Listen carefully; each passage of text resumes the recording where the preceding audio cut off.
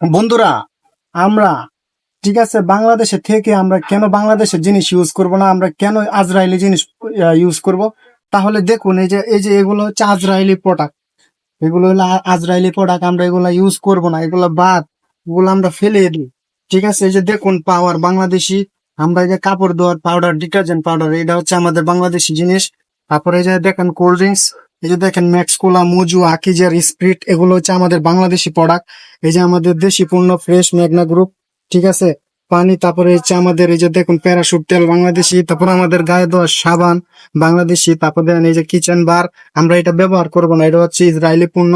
আর এটা হচ্ছে আমাদের দেশি প্রোডাক্ট। তো আমরা দেশি প্রোডাক্ট মানে রেখে আমরা কেন ইসরায়েলি প্রোডাক্ট ব্যবহার করব? একদম সব বয়কট। আমরা এখন বাংলাদেশের জিনিস, আমরা বাংলাদেশে থাকি, আমরা বাংলাদেশের জিনিস আহ ব্যবহার করব।